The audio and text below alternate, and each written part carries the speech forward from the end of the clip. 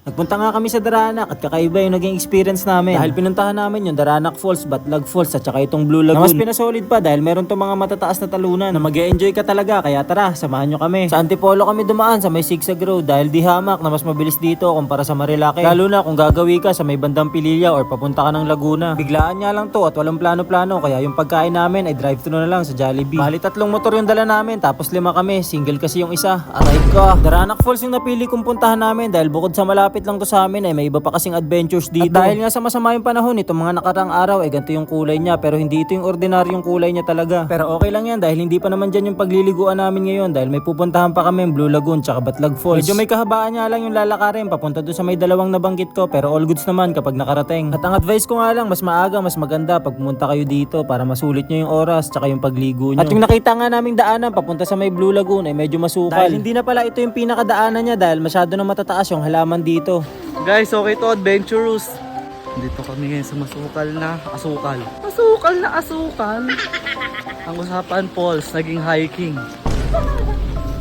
Well, Ben! Nakita mo na, Ben? Aray ko!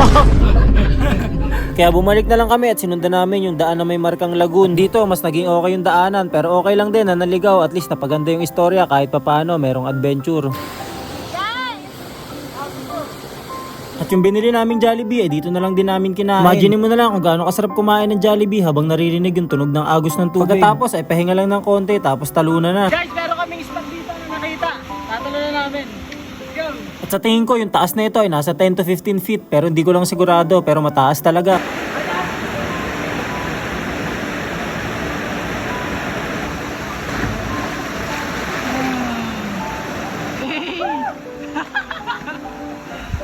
Shoutout din pala dito kala tropa na nagpa-video dahil wala daw silang dalang cellphone.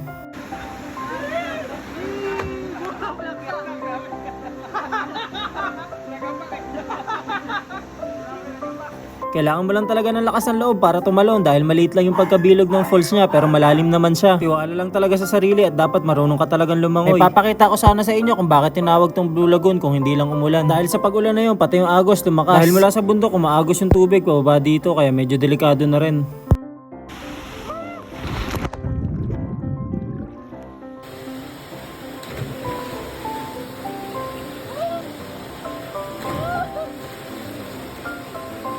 At ito na rin yung dahilan kung bakit nag-pack out kami dahil biglang lumakas yung ulan. Mahirap na pag natrap kami dito. Ito yung mahirap kapag falls or ilog yung nililiguan nyo, maaaring masayang yung mga entrance fee nyo. Pero kami, all goods lang, basta sumaya kami dun sa may lugar na pinuntahan namin. Meron pa tayong video na part 2 dahil meron pa tayong Batlag Falls tsaka Daranac Falls. Salamat!